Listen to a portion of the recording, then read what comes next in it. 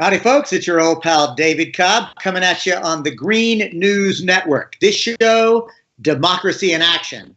And with apologies and tribute to Gil Scott-Heron, let's remember, the revolution will not be televised, but it will be brought to you over non-corporately filtered sources of news, information, and analysis like the Green News Network. It is my privilege and pleasure to be bringing to you this evening Steve Early. Steve is a longtime labor militant, activist, organizer, author. He serves along with me on the Green Shadow Cabinet as the nominee for the Department of Labor. He is the author of the most recent book, Refinery Town: How Big Oil, Big Money Reshaped an American City. Steve Early, welcome to Democracy in Action.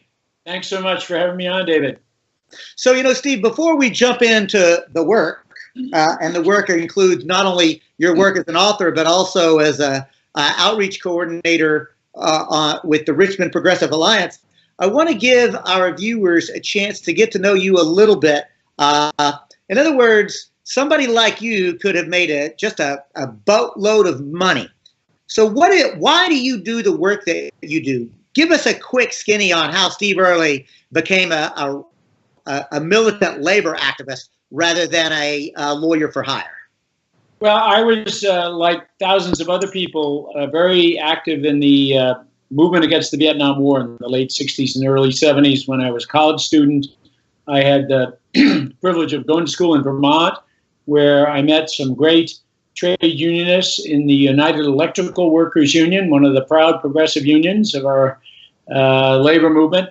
And they inspired me to get involved in union organizing, to go to law school, learn a little bit about labor law. And during the 1970s, I was able to work with miners and steelworkers and Teamsters. And then in 1980, I started what's now a 37-year stint of membership activism in the Communication Workers of America. For 3 decades, I was on the national union staff as an organizer and representative and grievance handler, a supporter of local union activity, including strikes throughout the Northeast. I was based in Boston. And for the last 5 years, since moving out here to the Bay Area, I've been a rank and file member of the union through its newspaper guild affiliate, which has a freelancers unit. And while you've been out in Richmond, you got involved with the Richmond Progressive Alliance. So let's just jump right in and segue into the work of the Richmond Progressive Alliance. For those viewers who don't know about the Richmond Progressive Alliance, tell us what that is and how you got involved. Well, first of all, we're talking about Richmond, California. There's a lot of Richmonds, but this one has never been the capital of the Confederacy. Richmond, California is a 110-year-old company town, long dominated by big oil. For most of the 20th century, the company was known as Standard Oil of California. Today, it's a worldwide energy giant, Chevron.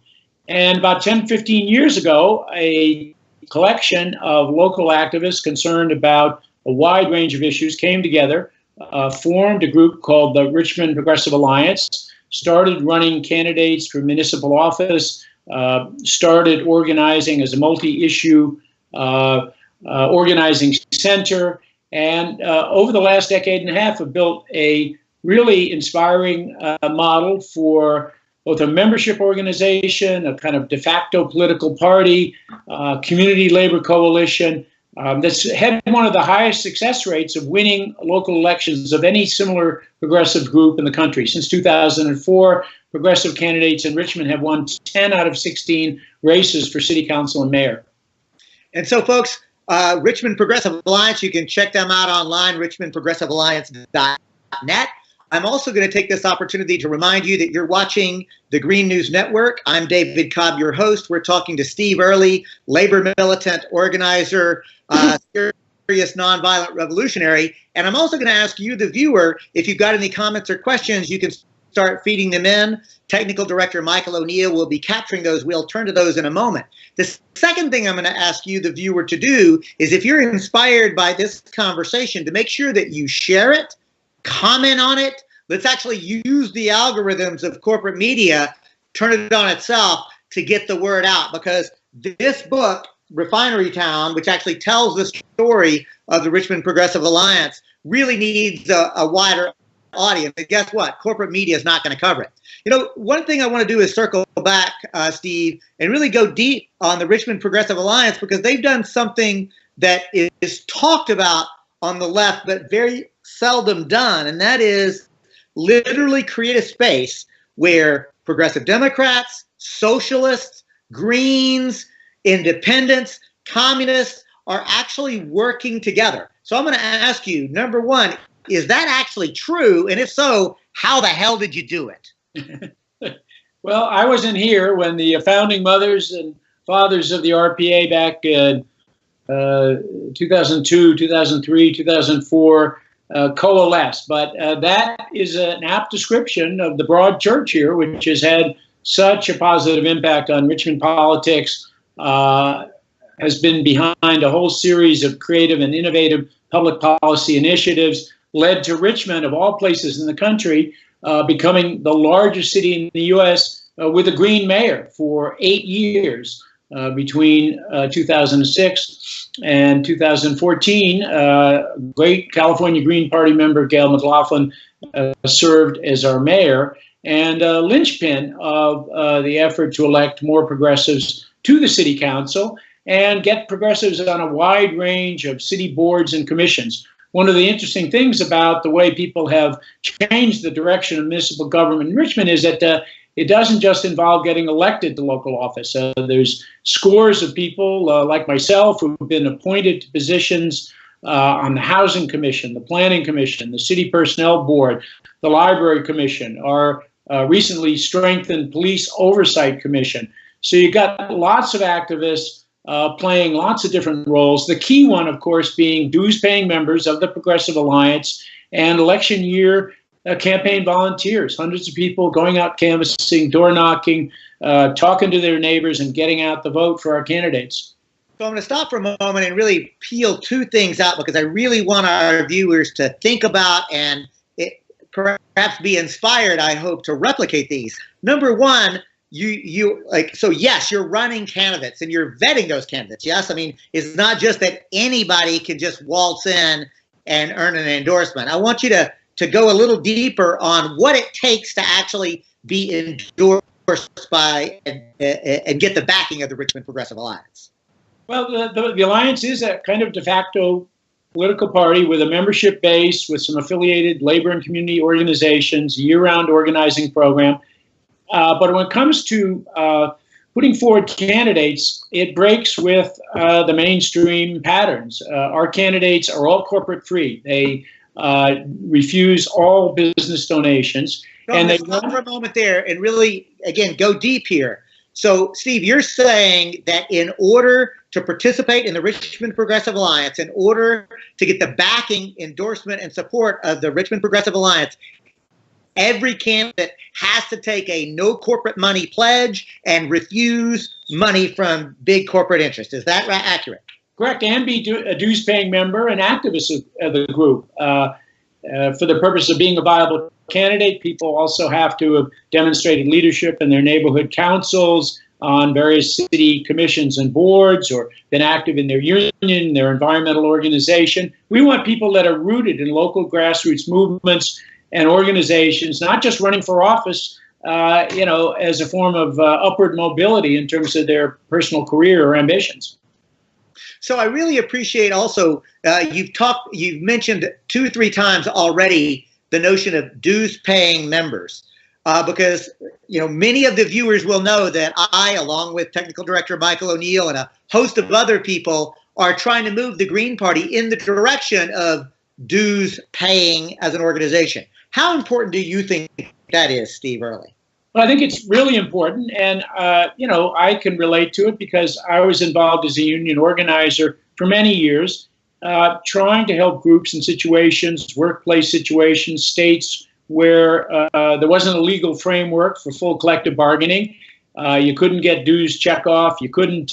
The union had to function as a voluntary dues-paying membership organization. So the RPA is that kind of association. 300 to 400 people pay $12 a year. They can do it to a monthly credit card charge, a once-a-year check. They can of course, also donate more money, as many people do, to help maintain a year-round storefront office and to pay all kinds of organizational expenses. But, you know, the concept of membership is really important. This is a volunteer-run organization, doesn't take foundation grant money, doesn't have full-time staff, has an elected steering committee, and membership dues payments give you the right to vote for the steering committee, to vote on important decisions by the organization, to really play an active role in the life of the group.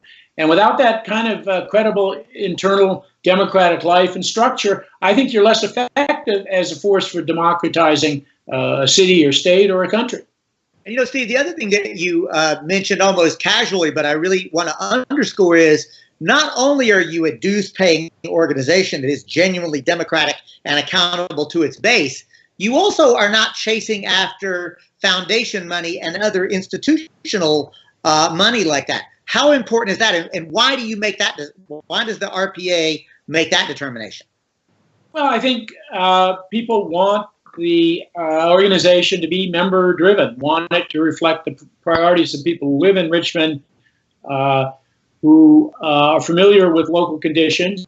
It's great to, you know, have the golden touch, the grantsmanship ability to get large amounts of money from social change foundations. But over time, some of those social change foundations begin to set the priorities of your group and movement in ways that are not necessarily helpful or responsive to the needs and interests and priorities of the people that you're working on behalf of. So I think our model is better. We have some union allies who have deeper pockets. California Nurses Association, the Service Employees International Union, they've been very generous with donations for progressive candidates and some independent expenditures, mainly to help finance independent issue-oriented campaigns like our successful referendum battle to enact rent control in Richmond last fall.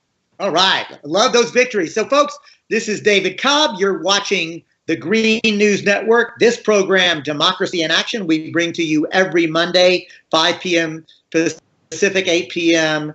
Eastern. We're talking to Steve Early, author of Refinery Town. We're talking about the Richmond Progressive Alliance and their tremendous victories there. I'm going to encourage you now to make sure to write in with comments or questions, and we'll direct those to Steve. Technical Director Michael O'Neill will capture those and feed them back.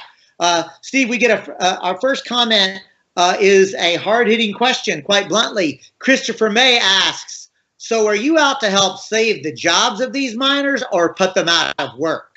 I think sort of pushing us on the deep ecology of of the Green Party versus the United Mine Workers' desire to keep miners working. What are your thoughts? Well, my first job in the labor movement was as a national staff member of the United Mine Workers in the mid-1970s, when the union had 200,000 members and was a great force for progressive politics, and certainly in the state of West Virginia.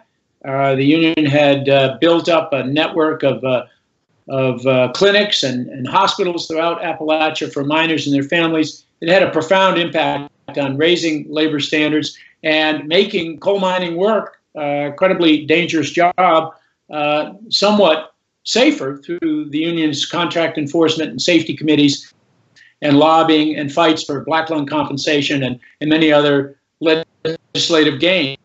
So it's very painful to me personally to see the decline of unions in the coal industry. The coal industry, as we know, is down to a workforce of about 70,000, maybe 10,000 or fewer union members.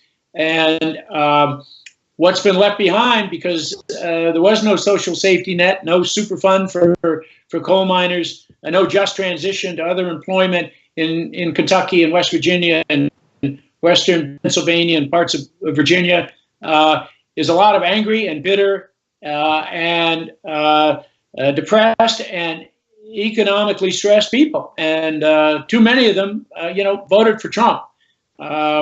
Though some in the Democratic primary in West Virginia last year voted for our friend Bernie Sanders. So I think, based on the experience I've had here in Richmond, where the issue isn't coal mining, it's oil refining.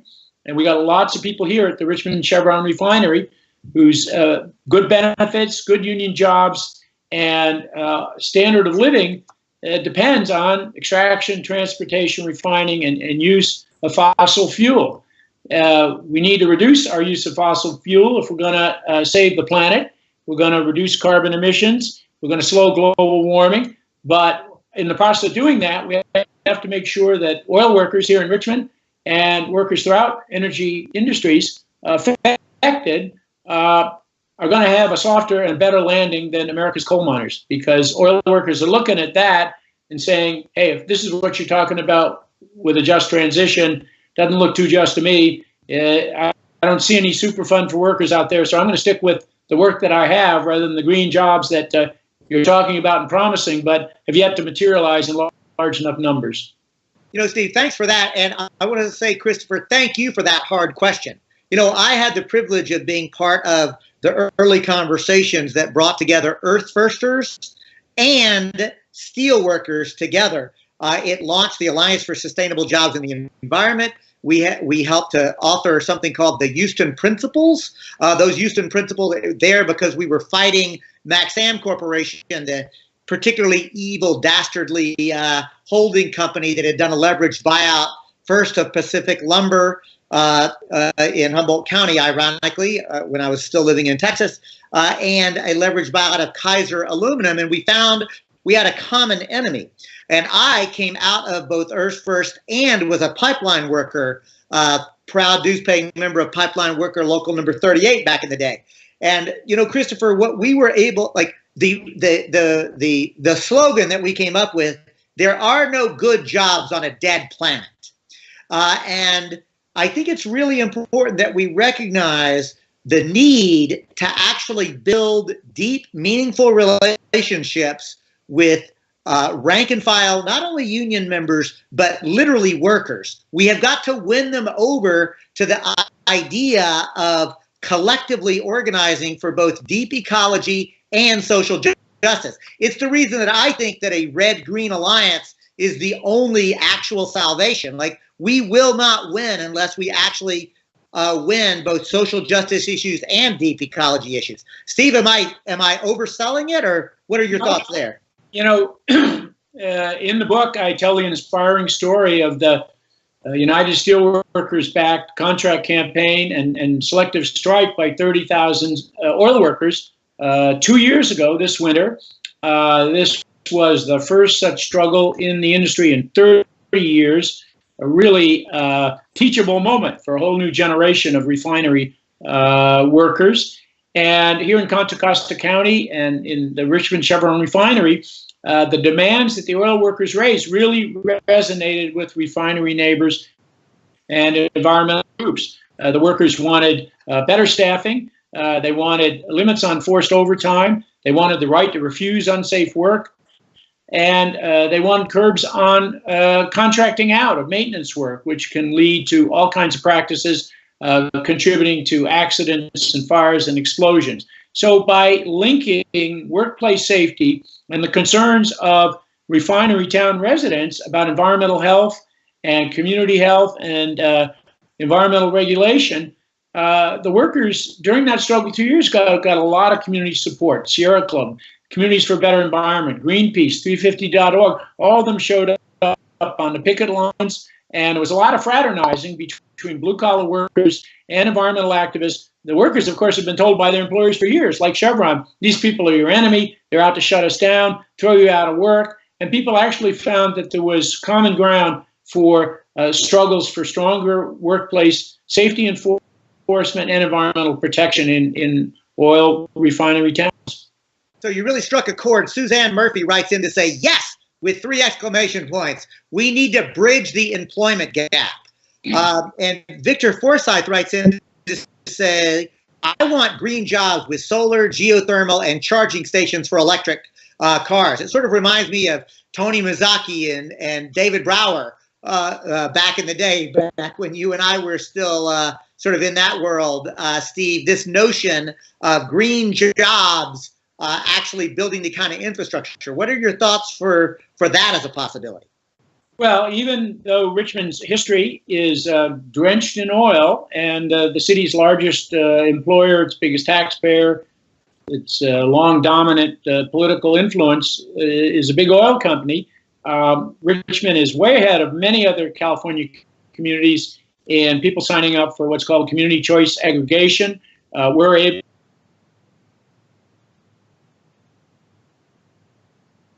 able, as electric customers, to get 50 to 100% of our energy from renewable sources. The city of Richmond is also involved in a project right now to build a big solar panel farm that's going to directly generate renewable energy for 4,000 or 5,000 homes in the city directly, and provide 200 to 300 green jobs. But you can only take these kinds of initiatives to help address the problem of global warming, the threat that it poses to all of us, if you have a movement that puts people into City Hall. They're going to take on the city's biggest employer, which in this case is an energy giant, not really committed to reducing our dependence on fossil fuel. I'm glad you brought up the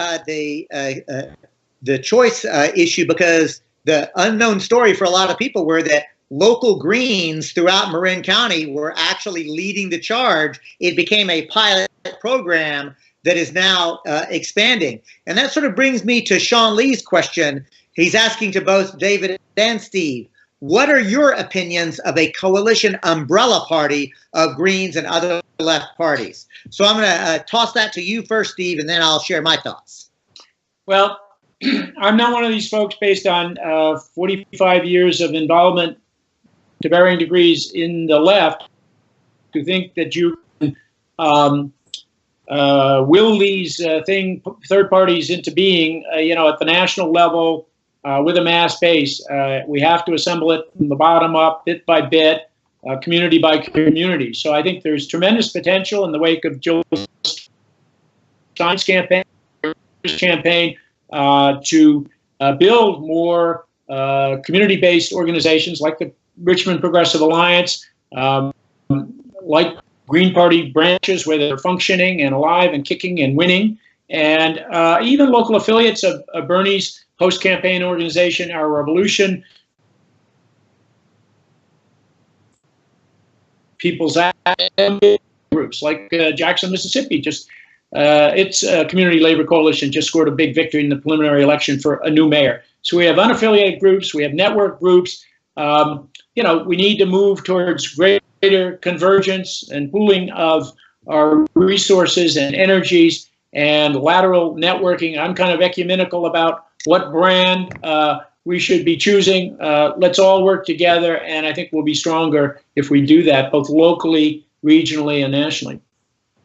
Steve, and thank you for that comment. And Sean, thank you for the question, because I get a lot of grief from people because I actually take this position. To make the transformational change that I want, it's not just a matter of critique. I mean, I want to actually win a restructuring of our society.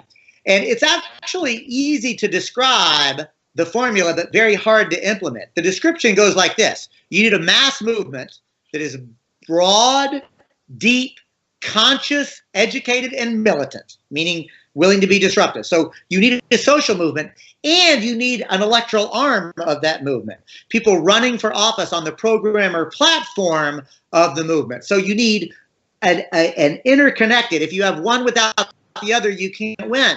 But I'll be very blunt. I don't care whether that party is called the Democratic Party, the Green Party, the Labor Party, or the New Party. I say all of those parties because I've literally been a member of every one of those, Steve. And I also don't care if it's, to borrow a line from sports, the party to be named later, right? I mean, now I am a Green. I encourage people to join the Green Party because I believe that the Green Party's 4 pillars of peace, justice, democracy, and ecology are the core platform. I believe that the infrastructure and institution that we created, including ballot lines, which is no small feat, should be valued and used.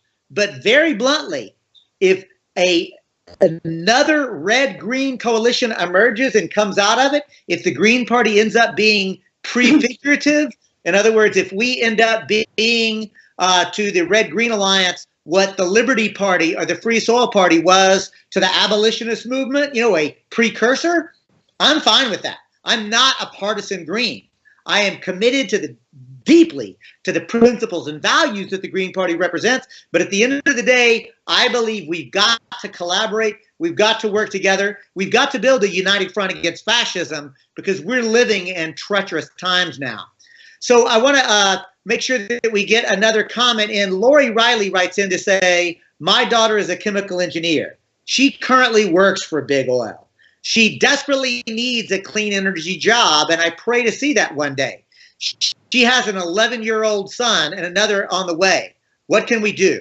Steve, that's a provocative and really heart-wrenching couple of sentences there. Well, I think it reflects the fact that the job security, insecurity concerns that we were talking about earlier don't apply just to blue-collar workers. There's 2,000 employees of the Richmond Chevron refinery on the other side of the hill of my house here. Some are directly employed, some work for contractors, some are members of the steelworkers, some are members of the building trades. There's a whole technical center that employs a lot of non-union engineers, technicians, and scientists who are doing product development. So it's not just hourly workers that are sometimes feel threatened by environmental initiatives which are necessary to clean up the air and the water around operations like this refinery, not to mention reducing carbon emissions and trying to slow the process of global warming.